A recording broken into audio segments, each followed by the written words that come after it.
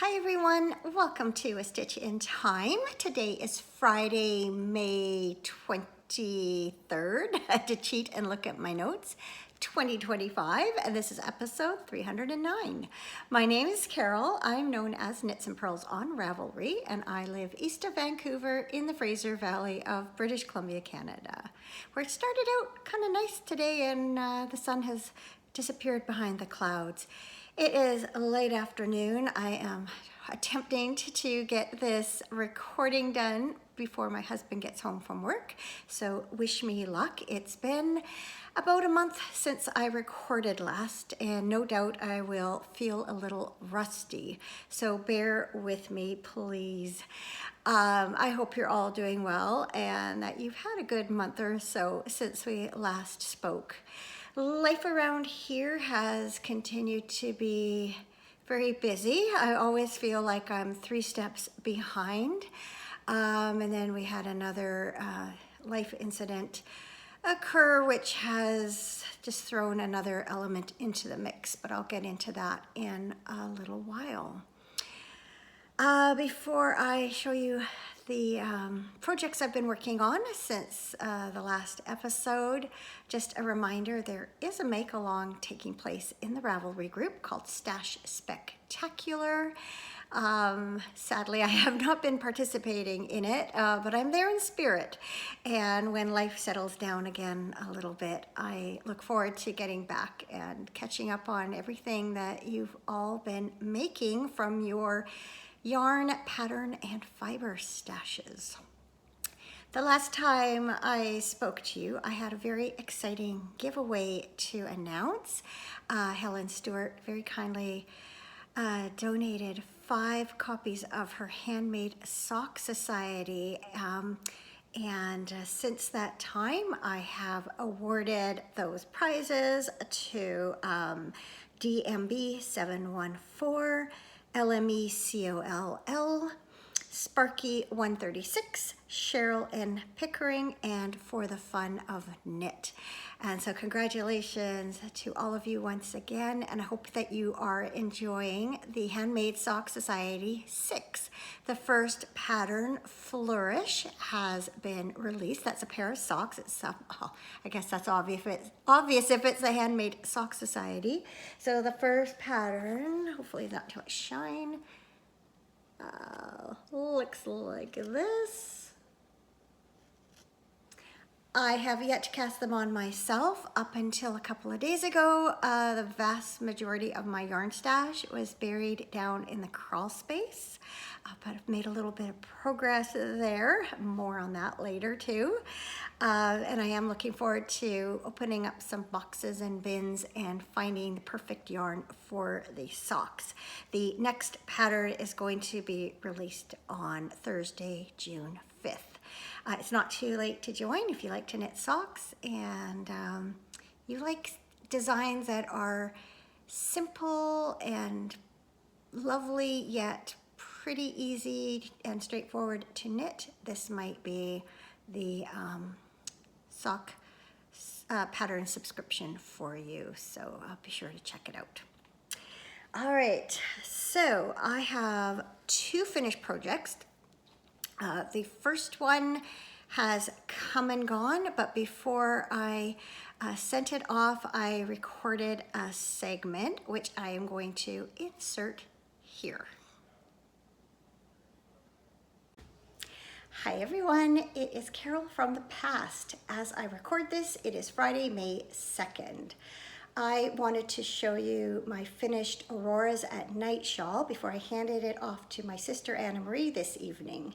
She is heading back east in a few days and is going to be meeting up with my sister Jacqueline, who lives in Toronto. So I knew I wouldn't have this in my possession the next time I sat down to record an episode. So I thought I would just record this little segment and stick it there so that you can see this sort of in person.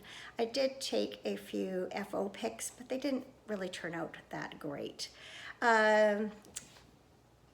Our house is still quite chaotic. This is the least chaotic and best lit place I could find to record at the moment. It's not too bad. Hopefully you'll be able to see the shawl well enough. So it is the Auroras at Night shawl by Lori Law of Ocean Wind Knits.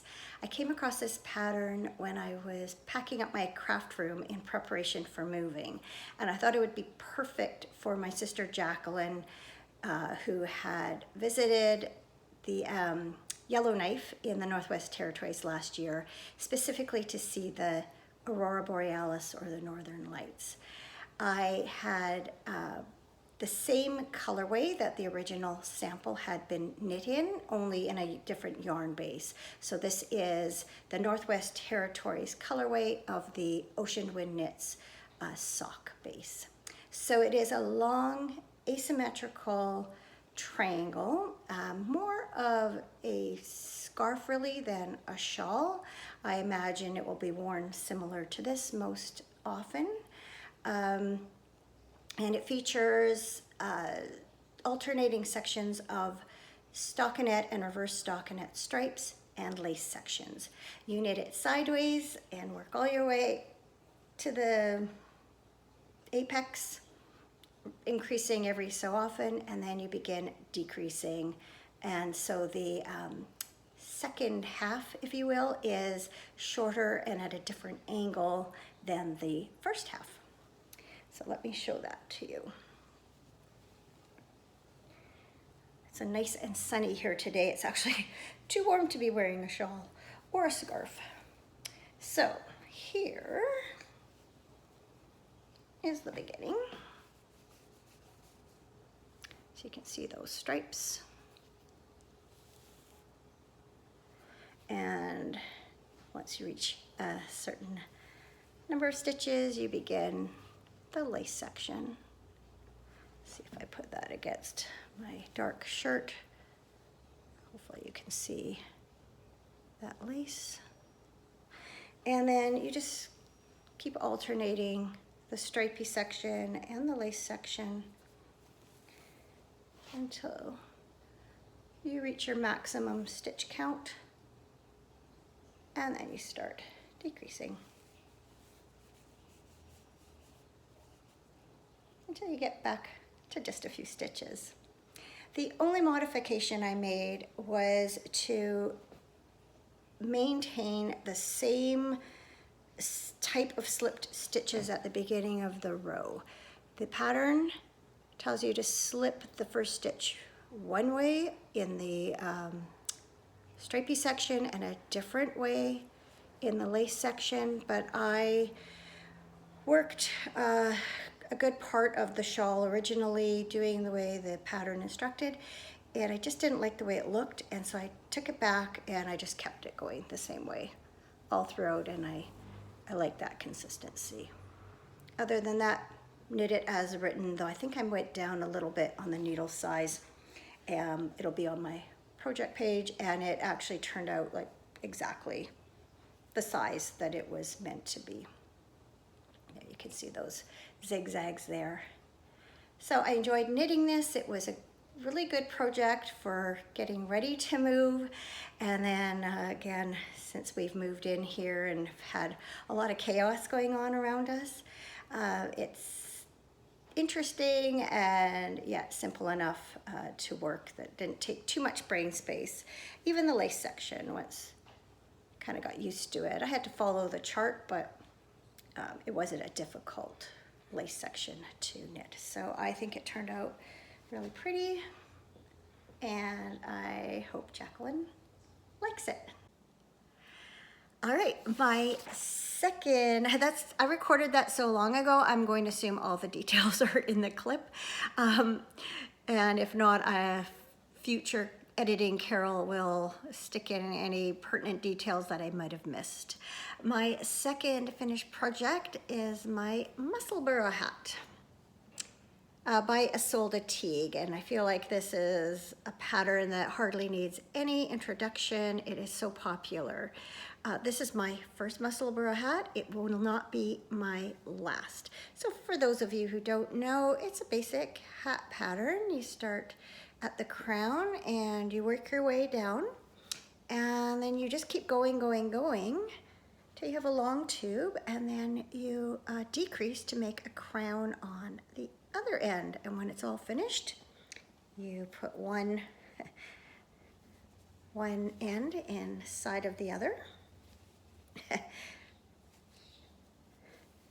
And you end up with a hat that's double the fabric, and when you put it on and flip up the brim, like so, you have 4 layers around your ears. So I have yet to do FO pics for this, so this is your first look at it, or my first real look at it too. I don't usually wear what we call toques in Canada. I think they're called beanies and watch caps other places, but this one's not too bad. Usually they don't flatter me very well because of the way my hair is. I do better with like a slouchy beret style, but I think it's really cute, and I may keep this one for myself, or I may gift it, or I may donate it, not sure. I knit it from a Happenstance sock blank from Fiber Nymph Dye Works. It is a 75-25 superwash merino nylon, and this is what's left of the sock blank. I followed instructions for the medium, except I goofed. When I was measuring the length, I knit to the length of the small before I started decreasing. And but then once I blocked it, I sort of figured, because it's a superwash wool, that it would likely stretch anyway. And yeah, I could have kept going, but actually I think it turned into a nice length. So there you go.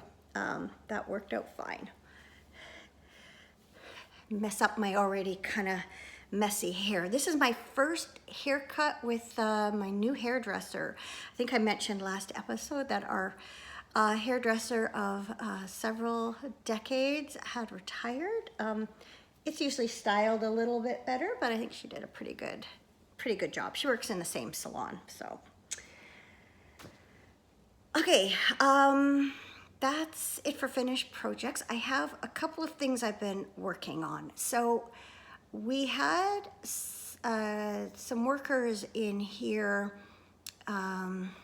last week and the week before, which took up most of the, what was the latter half, last 3 days of 2 weeks ago, and then the first 3 days of last week. I had people in here doing various things, and I wasn't able to really do much because I couldn't be doing things I normally do, like painting and stuff, because I'd be in their way. And so I had an enforced extended period of leisure, which was quite welcome. And so I sat on the couch here and I decided to work on my blanket of cheer. So for those who may be new, this is a project I've been working on, I think, for a couple of years now, year and a half. I can't remember when I started it, but I am using, for the most part, the Holiday Countdown collection from Fiber Nymph Dye Works from 2023. So I guess I must have started it last, like winter of like January or so of 2024. So about a year and a half. I think that's right. Now I'm doubting myself.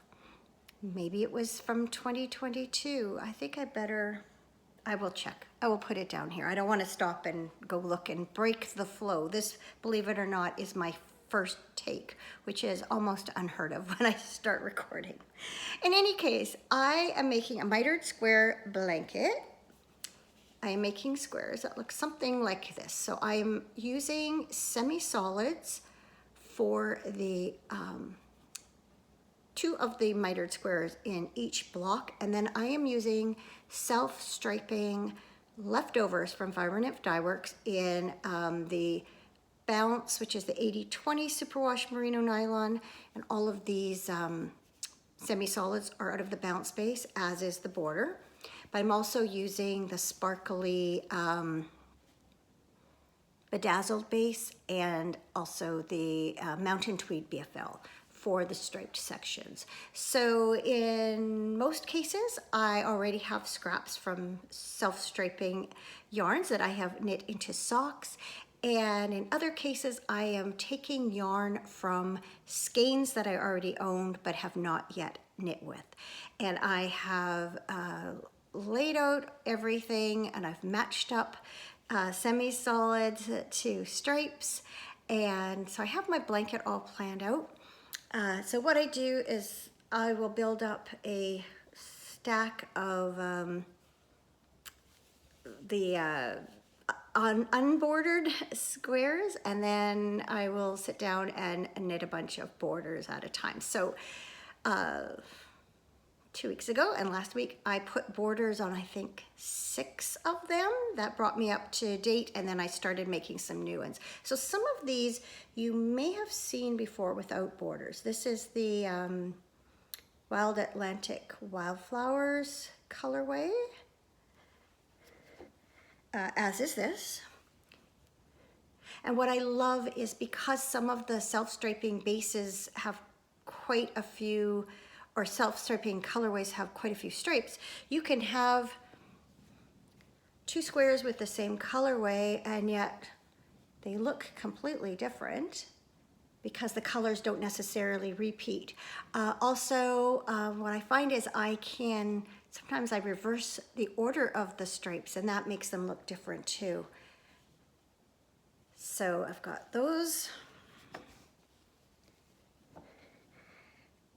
This is the, I think, Mountain House Christmas colorway, I think. Don't quote me on that. As is this. I want to say Rocky Mountain Christmas, but I know that's not right.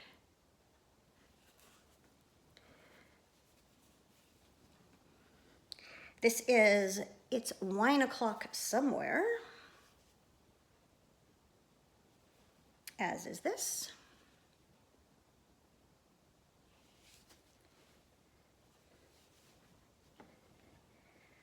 This one has something to do with a winter morning. I can't remember. I'll put it on the screen. I love the pop of this orange against this color, and I was able to get just a touch of that darker plummy color on the striped section. And then this is the same colorway, but look how different it looks with the blues. And then it's got that same dark purpley plum color there. So they are so fun. I love seeing these as they knit up. And then this is River Rocks. I just finished that one, I think, yesterday, putting the border on it. So I've now made my way into new squares that I've been knitting. So there's another River Rocks. And in this one, what I did is River Rocks, there are 6 colors in the stripes. And so one resembles, well, this one here, this color here, kind of resembles that. So I use that as the matching semi-solid square. And then this, you can see there's a similar kind of color in the stripe. So I use that as the semi-solid for that one. So River Rocks. I think this is Winter Play. Oops. And then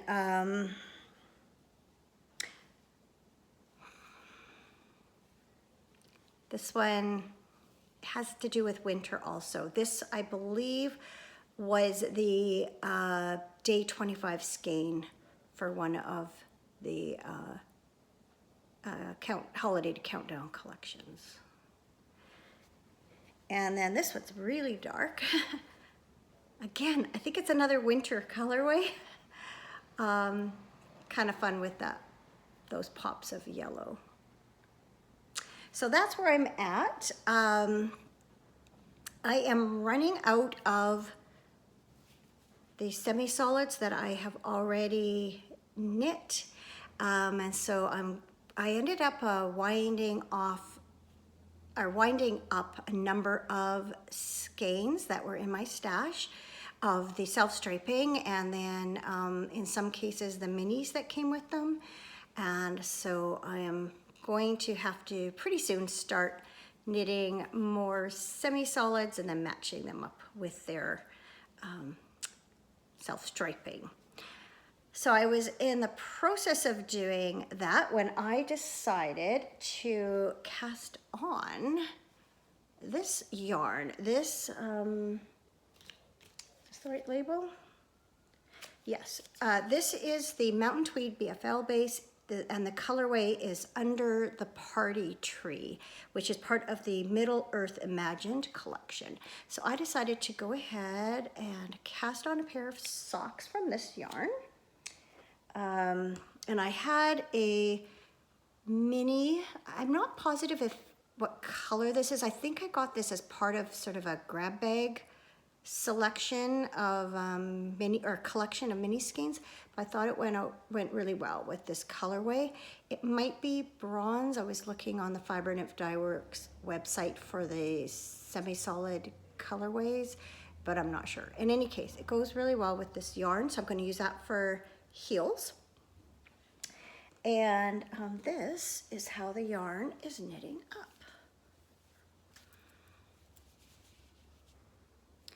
I just have I'm just going to finish up this color stripe and then do the blue, and then I'm going to insert the heel. So I'm that far on sock number 1, 64 stitches on a 2mm, did I say 60? 64 stitches on a 2mm needle. Obviously they're top down, 2x2 rib. I'll do a traditional heel flap and gusset. And a rounded toe, my usual vanilla sock, and that's how far I am on the second. Had some traveling time, so I was able to knit a good portion of these in the car. And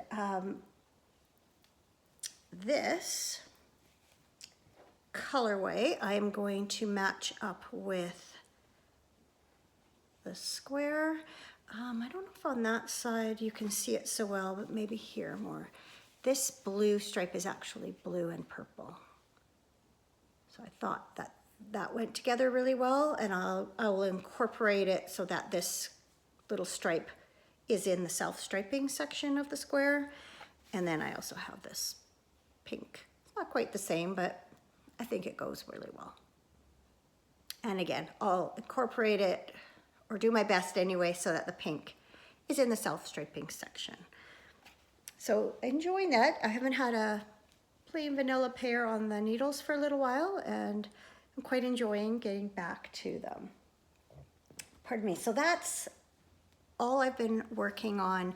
Nothing too complicated. As I've said before, right now I just need simple, not completely mindless, but relatively simple projects. Yeah, enjoying that. I actually have some acquisitions this week. I was looking back through my show notes, and I have not purchased any yarn since January. So while on one hand,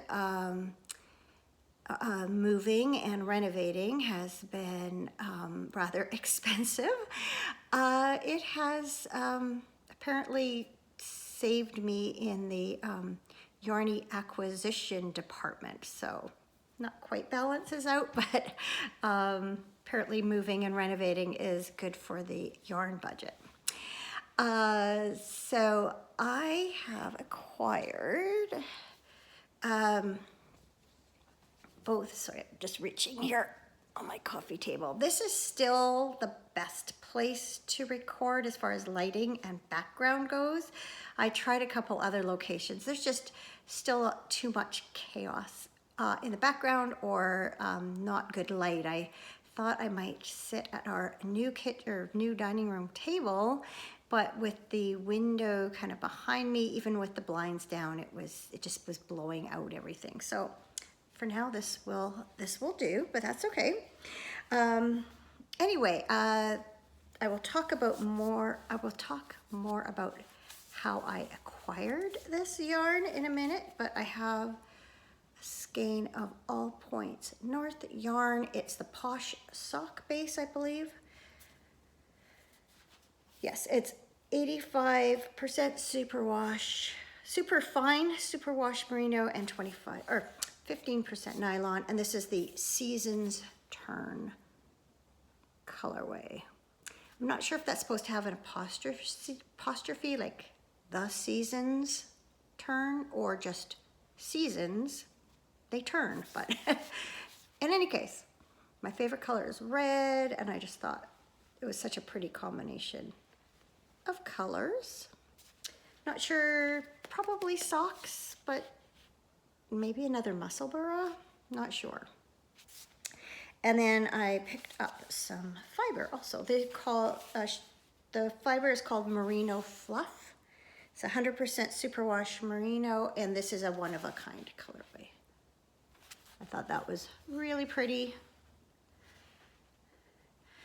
Moving and renovating has not been so great for in the spinning department, but I am hoping to pull out my wheel again really soon.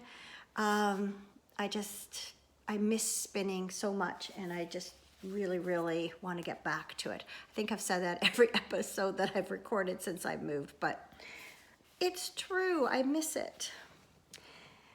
And then I happened to be on Amazon, so I'm reaching again, and I came across what I thought was a brilliant idea. It's a book of knitting and crocheting graph paper. So I've dabbled in design, and I just have some ordinary graph paper that I've used to do it. But the thing about knitting is, unless you're knitting garter stitch, if you're knitting stockinette stitch, if you were to knit like 5 stitches and 5 rows, it would not be square. And so this graph paper has a 4:5 ratio. You can see on the back. So the squares are not square. I guess that makes them rectangles. But it gives a truer vision of how your stitches will look worked up, especially if you're doing things like color work patterns. You can get the right proportion for a color work pattern.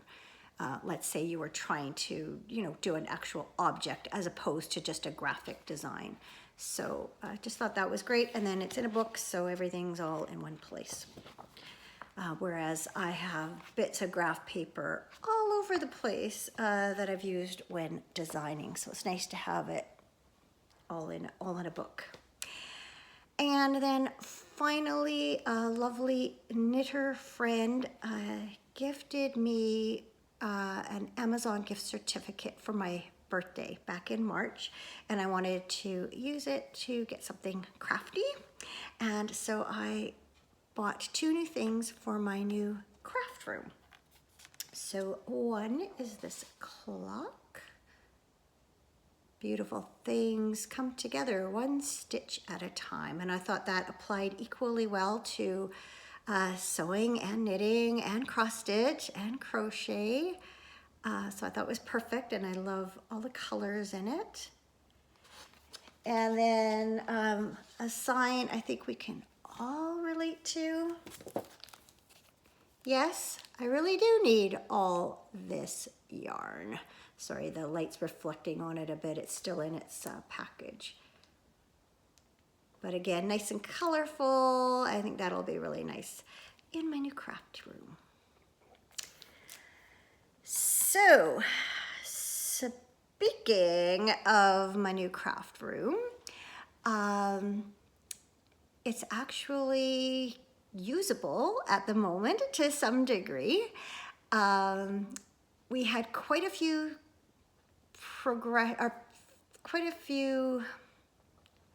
things come together over the last couple of weeks. And now our upstairs in our new home is livable, even though it's not all set up yet. So my craft room now has blinds on the window. It has a floor, and it's all painted. It was painted last time we spoke too. A few days ago, Cameron and I brought up a lot of my crafting supplies from the crawl space. So I still have not actually set it up. I'm going to be getting some new cabinets from IKEA, also a new sewing table, a comfy chair. So I don't have any of those things yet, so all of my things are still just stacked around the room. In addition to some items from other rooms that haven't yet been completed. But we did receive a new dining table and chairs earlier this week. And so the folding table and one of the chairs that we've been using went up to the craft room. I set it up and I've been working on a puzzle up there. So it's so cool to actually go and sit in my craft room and, you know, do something there the way it's, you know, intended to be. Likewise, the bedroom that is next door to it, we've moved a TV up there, TV stand, the extra coffee table and end table. And right now, my desk chair is in there, and so we have a room to watch TV, if we so choose. I don't watch a lot of TV, but Cameron, most evenings, that's what he likes to do, and we just haven't had really the opportunity to do that very much since we moved. For one thing, our TV box was acting up, so kept freezing and we having to restart it. But for another, we just didn't have a place to really set things up very well. I'm not sure if you can see in that corner, maybe you can just see the edge of our big TV, and that I've got a fireplace next to me this way and a kind of a corner here. So we're going to be getting the TV mounted to the wall and have it so that it can, you know, come out when we watch it and push back tidily when it's not in use, but that hasn't happened yet. Trying to think. So we've got new blinds throughout the house, room darkening ones for the what are technically bedrooms, even though my craft room isn't being used as a bedroom. And then others in our living room area here, dining room and kitchen, that are less, or I guess are more light filtering. So that's a nice finish, just makes everything look more finished.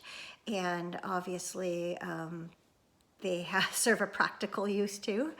I've painted everywhere except our bedroom, half of the hallway and a couple of closets, but gradually more and more painting is getting done. We had some flooring laid in the past couple of weeks, so our laminate that was going upstairs has been done, and some of the vinyl tile in the bathrooms and the hallway and laundry room. We are, in about a month's time, we'll lay the same flooring down in the kitchen, but we're not doing that until we take cabinets out in preparation for new kitchen cabinets that are going to happen in July. And actually, it's kind of cool. The cabinets go in on July 9th, which is the day that we met and got engaged. So seemed fitting. And I'm trying to think what else. We're just gradually getting some things back together and things are being, put where they belong. It does not by any stretch mean that we are all settled in. Right next to me, for instance, is my old wall unit, cube unit from my old craft room, which I am reserving for my daughter-in-law. She and our son they've put their place up for sale, and so when they move, then she will acquire this unit, and right now the only place that it fits is in our living room in front of the fireplace. We're not using our fireplace right now anyway, so as it is right now, it's proving to be a handy place to kind of put things that need a spot, like my purse or some paperwork or things like that. Yeah, we still have some various pieces of furniture to acquire, like a sleeper sofa for upstairs, and I need a desk. But things are coming together. And just up to my right, this room has high ceilings that slant upwards, so the total height is like 2 stories of height on one side, and I think the walls on this side are probably 10 feet. Maybe, but no, they must be bigger than that.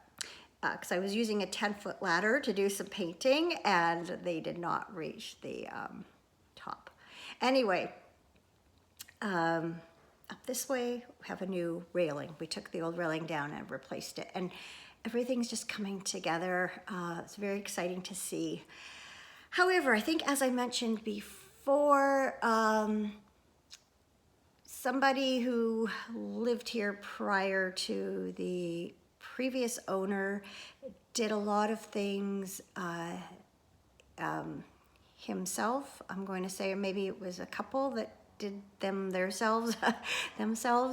In any case, there's a lot of things that have been done that were not done properly.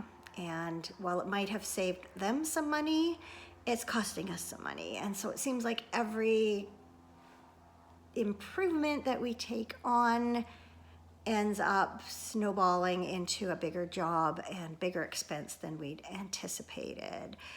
And one example of that is that when they put the tile on in the hallway, laundry room, bathrooms, they had a subfloor and tile that was higher than the existing floor. And so when we put the new vinyl tile in, or had it installed, our baseboards fall below the level of the old baseboards. And while I thought at first that maybe I could patch and repair the wall below the baseboards, it's just a huge job and it's never gonna look right. And so we need to have new, wider baseboards installed all in our downstairs area. And chances are the door frames to the casings, because it looks like the ones on this main floor were trimmed at the bottom to accommodate for the higher floors. And now that we've gone lower again, they don't look right. There's a gap of, I don't know, 1/4 to 1/2 inch under them. Yes, we keep saying, if we're gonna do it right. And well, there's one last trip. Thankfully, we downsized from a bigger house. We had, some money to play with. It's just that it's taking a little more of that money than we had counted on. But when it's all done, it's going to be beautiful. I've had a number of people ask if I'm going to do a tour. I'm sure not everyone's interested, but once things are all kind of done in a couple of months, maybe what I'll do is a little bit of a before and after for those of you who are interested to see. Because I think when we're done, not a room will be left untouched. So we've had, as I mentioned, a lot of coming and going, and Cameron on Mother's Day went out to get some groceries and came back with some flowers. And he said, I saw some that said Happy Mother's Day, but then I saw a bouquet that said Chaos Coordinator. And I thought that would be more appropriate. And yes, that is me at the moment, doing my best to coordinate all the chaos, all the different tradespeople coming and going, and when I can fit in painting in between that and other jobs that Cameron and I are taking on ourselves, like hanging up cupboards and things like that. We're converting one closet into a half linen closet, half vacuum closet or broom closet. So I still need to paint it, and then we're gonna work on that. Bit by bit, we're making it so that things are more pleasing to the eye, hopefully, at least in our vision, from our perspective. And we are just making things work for us in what we feel is a more efficient way. And yeah, settling in but bit by bit. So still a ways to go, but it's coming along. It's coming along. I'm gonna take a sip of tea. It's probably cold by now. Been chit-chatting quite a bit. Well, it's not entirely cold, but it's not what you would call hot. That's okay. I don't have a lot more to say. We did have a lovely getaway on the Victoria Day weekend, which was last weekend. Time for me right now is just a blur. I half the time don't know what day of the week or day of the month it is. It will be today, as of today, we will be 9 weeks in our new home. And honestly, it does not feel that long at all.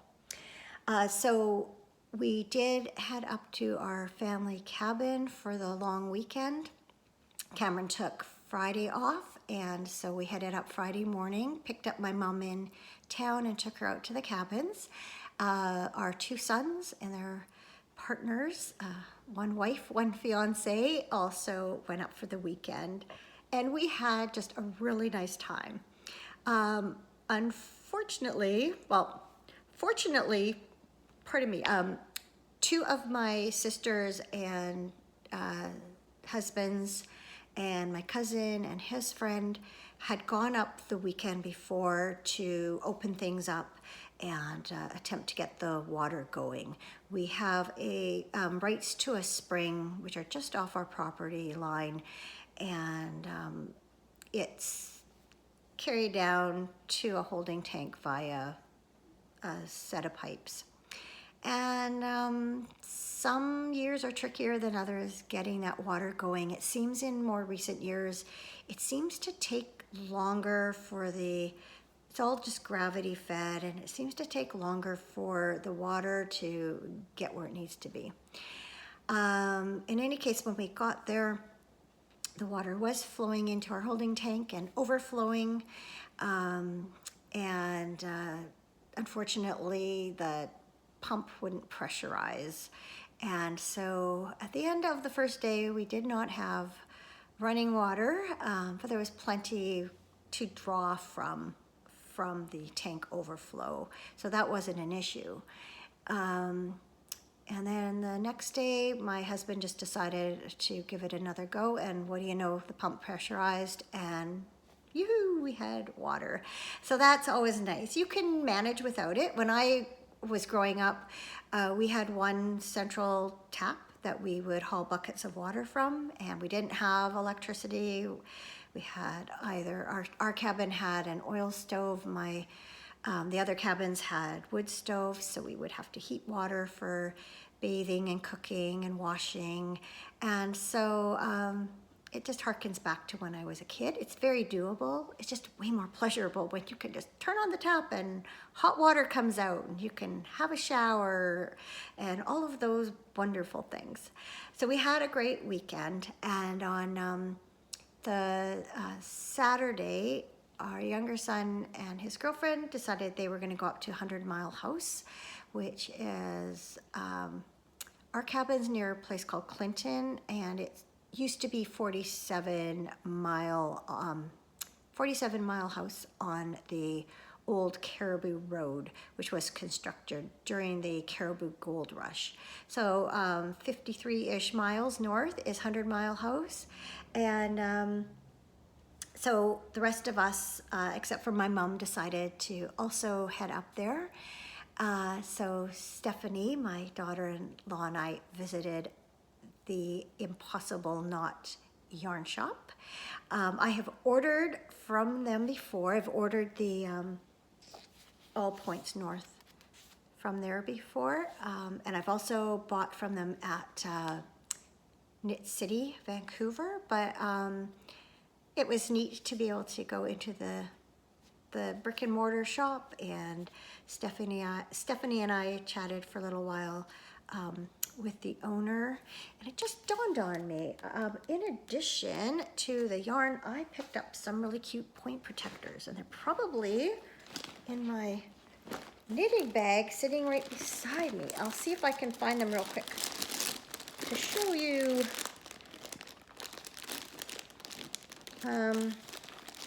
Rattle, rattle, rattle, because she kept the bag and I just threw them into my knitting bag. There they are. There they are. Aren't they cute? So, good thing I remembered I had them, or they might have gotten forgotten for even longer.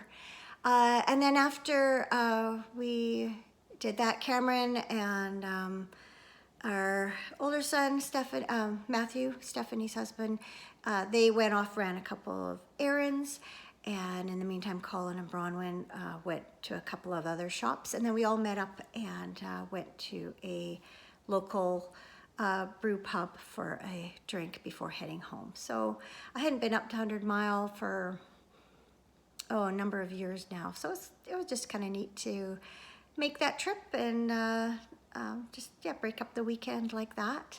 And then Sunday was a true relaxing day off. There weren't any jobs that were pressing, and I sat and knit and had a nap and did some reading and just had probably my first real complete day off since we moved.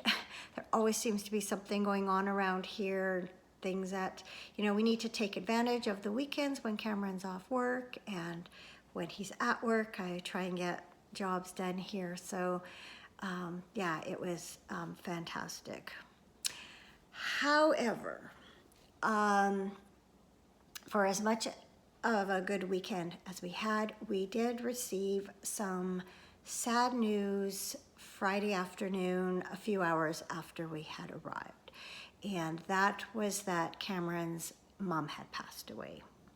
So last episode, I told you that we had celebrated her 100th birthday at her residence in Victoria. And she was doing really well that day. Unfortunately, soon after, she developed a bad infection in her foot and was in a lot of pain. And even though the infection responded well to antibiotics, the whole experience took a lot out of her, and she just really declined. She stopped basically eating and drinking, and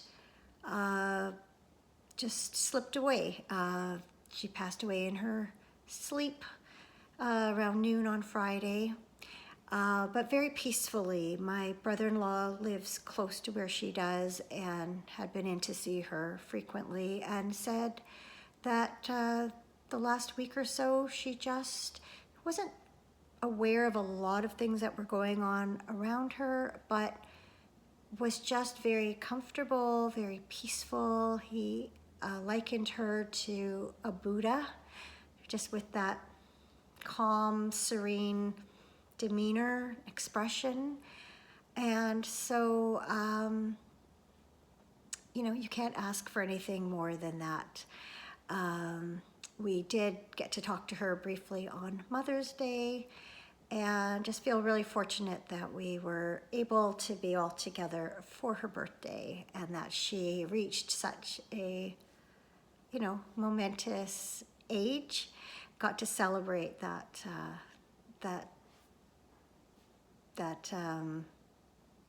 milestone. So, of course, we're sad, but at the same time, you know, she was 100. So, you know, it was her time. It was her time. And I think we're all at peace with that. So we'll be heading back to Victoria for a service on June 7th. So get together for a less happy occasion, but it will be good to be together nonetheless. So yeah, that's leaving it on a bit of a down note. I have something good written down here with nothing underneath it. And that's not because there aren't good things going on. I just couldn't think of one specific thing. If I had to, off the cuff, I would say I'm just really happy to see my craft room starting to come together. That's the thing I've been the most excited about in our new home, just to see everything starting to come together, but particularly excited about having a craft room where I can not only store everything, keep everything in one place, but it's large enough for me to set up my spinning wheel, set up the loom, have a table in there that I can set up to do jigsaw puzzles, which is what I'm doing right now, or cut fabric, or warp my loom, or paint, any number of things. And so, yeah, that's making me really happy.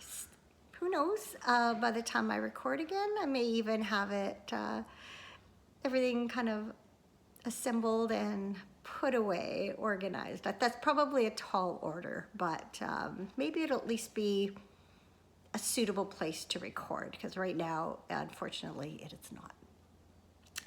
Anyway, as usual, I really don't know when I'll be back talking with you again, but take care in the meantime. Thank you so much for watching, as always, and for all your kind and supportive comments. I do read them, and I do appreciate them very much. So take care until we meet again. Bye for now.